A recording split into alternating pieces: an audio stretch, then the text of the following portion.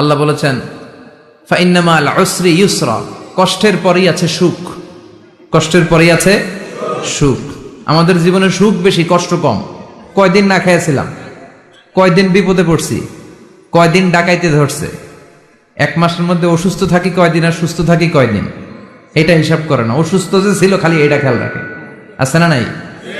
তার মানে ইন্না মাল উসরি ইউসরা, দুঃখের পরে আছে সুখ, মোটিভেশন, প্রাণটা আবার উদ্বেলিত হয়ে ওঠে। তাই তো আসলে তো দুঃখের পরে সুখ। এজন্য কষ্ট যখন পাবেন, অসুস্থ যখন হবেন, ওইখানেও আনন্দ করবেন, কারণ সামনে আরাম আসতেছে। সুবহানাল্লাহ পড়েন। মুমিনের হারাবার কিছু নাই, দুঃখ পাওয়ার কিছু নাই।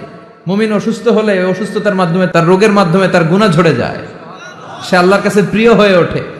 তা আমাদেরকে কেউ হারাইতে পারে? কথা বলেন, আমাদের কেউ ভয় দেখাইতে পারে? মোটিভেশনাল সূরা, সূরাতুল ইনশিরাহ আর সূরাতুদ দুহা। এখানে অনেক হিউজ মোটিভেশন আছে। যারা হতাশ, যাদের জীবন ভাল লাগে না, মরে যেতে মনে চায়, গার্লফ্রেন্ড গালি দিছে, আছে না নাই? আবার বয়ফ্রেন্ড গার্লফ্রেন্ডের গালি দিছে, এ ওড়না পেঁচায়া ফ্যানের মধ্যে ঝুলে আত্মহত্যা করে। আহা, কত বড় পাগল! তুই মরলি কেন? গালি দিছে তো কি হয়েছে? হ্যাঁ, বুঝতে চায় না, হতাশ হয়ে যায়। আর বয়স কম তো, ইচড়ে পাকা, অল্পতে কাবু হয়ে যায়। এই সূরাগুলো পড়ে না। এখানে আশার বাণী আছে। আজকে আমি জানি কথা শোনাবো আপনাদেরকে, শুরুতে আগে সংক্ষেপে বলে দিই। এই সূরার মূল কথা হচ্ছে, মানে সেন্ট্রাল থিম বা সাবজেক্ট ম্যাটার, সূরাতুদ দুহার কেন্দ্রীয় আলোচ্য বিষয় হচ্ছে নিরাশ হবেন না, হতাশ হবেন না, হাল ছাড়বেন না। ভরসা রাখবেন কার উপর? মুমিনরা নিরাশ হয়, হতাশ হয়, হাল ছাড়ে নাকি ভরসা রাখে? কার উপর ভরসা? কার উপর? না নৌকার উপর, ধানের শীষ, নাঙ্গল, হাত পাখা, দাড়িপাল্লা? ভরসা থাকবে একজনের উপর। চিল্লায় বলেন, তিনি কে? তুমি তোমার পথ খুঁজে পাবে। আমাদেরকে পথ দেখায় কে? এজন্য সূরাতুদ দুহার কেন্দ্রীয় আলোচ্য বিষয় হচ্ছে হতাশ হওয়া যাবে না, নিরাশ হওয়া যাবে না, হাল ছাড়া যাবে না, ভরসা রাখতে হবে একজনের উপরে। চিৎকার করে বলেন, তিনি কে? হতাশ যারা, ফ্রাস্ট্রেটেড, আপসেট পিপল, তাদের জন্য, হতাশ ব্যক্তিদের জন্য এই সূরাটা একটা আলোকবর্তিকা, একটা আলোর মশাল। এই সূরাটা পড়লেই হতাশ ব্যক্তিরা মনে শান্তি পায়, আশা ফিরে পায়, দিক ফিরে পায়। ঠিক কিনা? এই সূরাটা নাজিল হওয়ার একটা ব্যাকগ্রাউন্ড আছে, শুনবেন। বিষ্ণু ঈসা ইসলামের কাছে যখন ওহী নাজিল হতে শুরু করলো, বিষ্ণু ঈসা ইসলাম ওহীর কথাগুলো পৌঁছে দিতে লাগলেন। যাই নাজিল হতো বিষ্ণুনবী পৌঁছে দিতেন। বিশ্বনবী সাহাবাদের কাছে শেয়ার করে দিতেন। যেটাই নাজিল হতো তিনি পৌঁছে দিতেন, যেটাই। কারণ আল্লাহর আদেশ, ইয়া আইয়ুহার রাসূল বাল্লিগ মা উনজিলা ইলাইক, ও নবী, আপনার কাছে আমি ওহী থেকে যা নাজিল করি সব পৌঁছে দেন, একটাও গোপন করা যাবে। আল্লাহর কাছ থেকে বিশ্বনবী যে সমস্ত মেসেজ, ইনফরমেশন, তথ্য, রেভেলেশন ওহী পেয়েছে, একটাও কি বিশ্বনবী গোপন করেছে? সব প্রকাশ করে গিয়েছে, সব শেয়ার করে গিয়েছে। বিশ্বনবী শেয়ার করতে লাগলেন। সকালে যা নাজিল হয় শেয়ার করেন, দুপুরে নাজিল হয় শেয়ার করেন, রাতে নাজিল হয় শেয়ার করেন, শেয়ার করতে লাগলেন। কিন্তু কি অবাক করা কাণ্ড, হঠাৎ করে এই ওহী আসার ধারাবাহিকতা আল্লাহ বন্ধ করে দিলেন। ওহী আর আসে না, আকাশ থেকে নতুন তথ্য আর নামে না। ঘটনা কি? ওহী আসে না কেন? তথ্য আসে না কেন? জিব্রাইল আসে না কেন?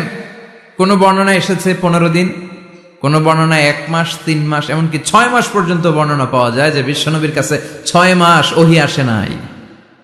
বিশ্বনবী তো অবাক, ঘটনা কি? ওহী নামে না কেন? আর ওহী না আসলে তো বিশ্বনবী শেয়ার করতে পারে না।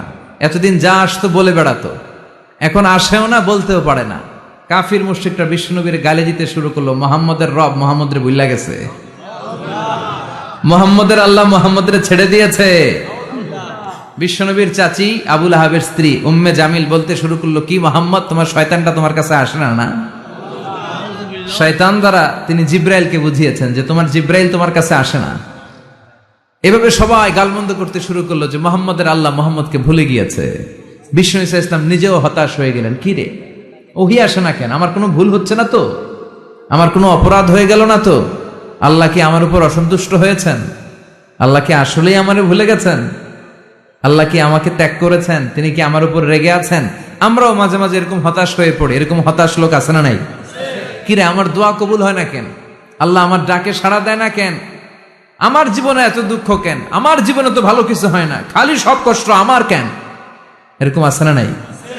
এরকম হতাশদের জন্য এই সূরাটা একটা আলোকবর্তিকা, মোটিভেশনাল সূরা। আলহামদুলিল্লাহ পড়েন। বিশ্বনবীকে আল্লাহ আশ্বস্ত করলেন, আর এই সূরাটা নাজিল করলেন, আর বললেন ওয়াদ-দুহা।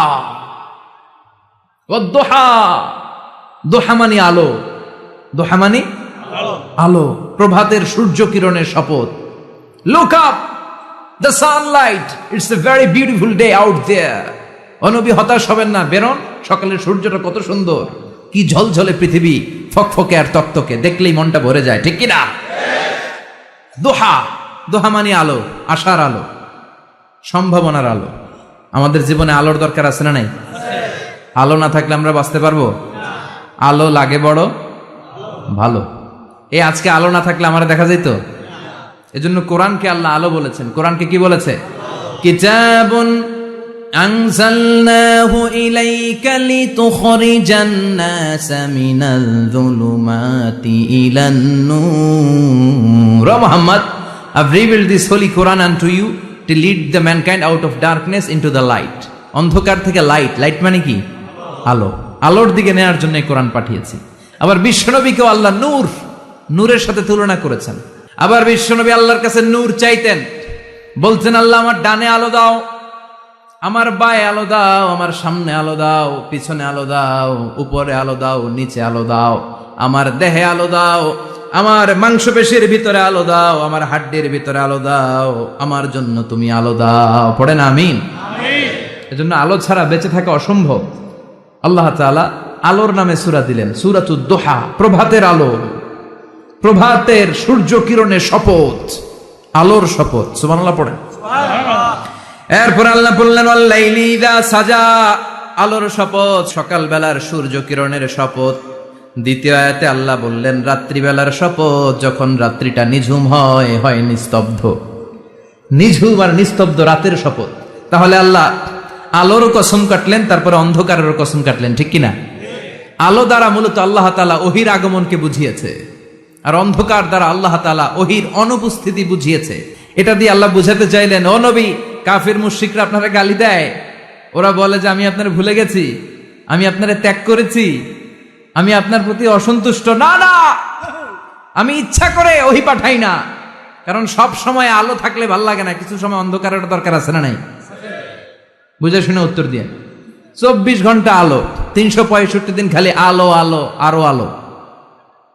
যদি সূর্যের আলো সব সময় থাকে 365 দিন, ভাল লাগবে? রাতে ঘুমাবেন কেমনে? আবার সব সময় ঘুটঘুটে অন্ধকার, আলো নাই, ভাল লাগে?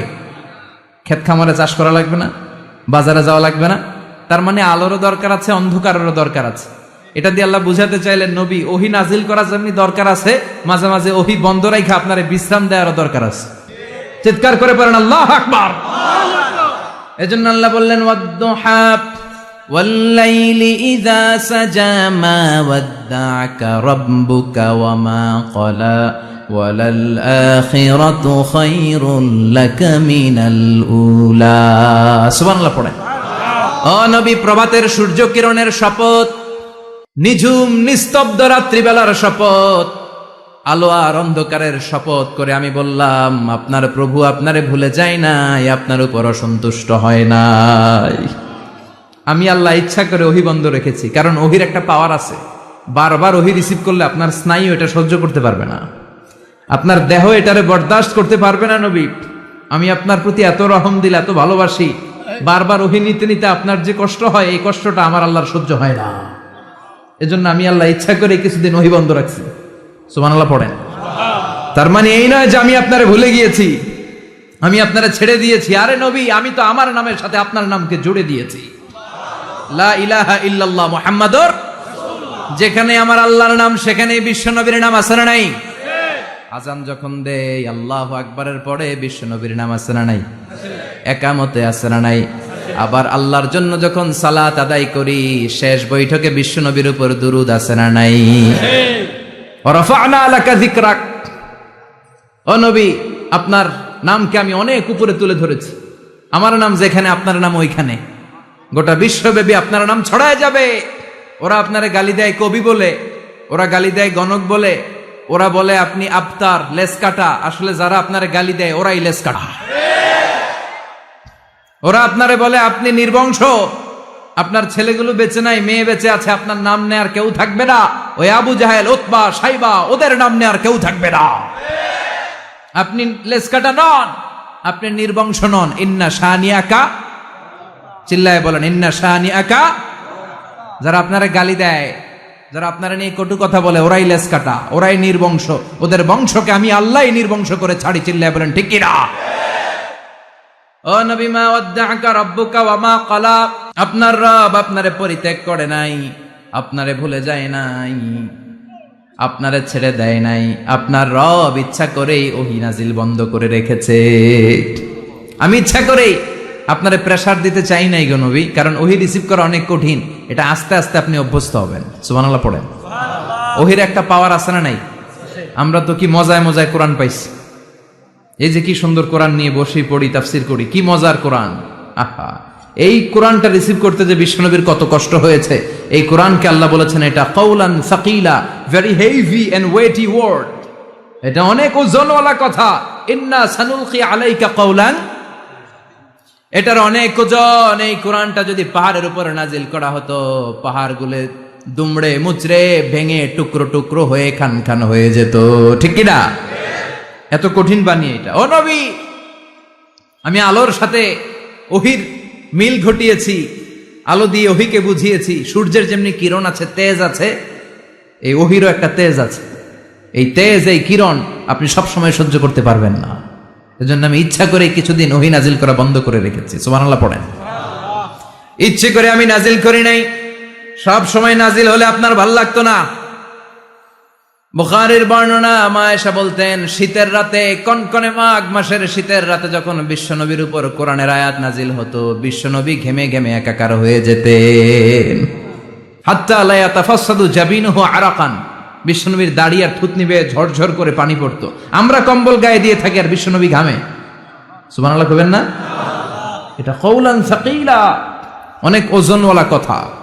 আবার বিশ্বনবী যখন ওটের উপরে বসে থাকা অবস্থায় কোরআনের আয়াত নাজিল হতো, ওটের বুকটা মুহূর্তের মধ্যে বালুর মধ্যে, জমিনের মধ্যে লেগে যেত।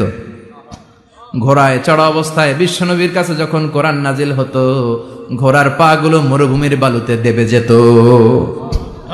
মাঝে মাঝে বিশ্বনবী সাহাবাদের রানের উপরে, পায়ের উপরে মাথা দিয়ে শুয়ে পড়তেন, ক্লান্ত শ্রান্ত।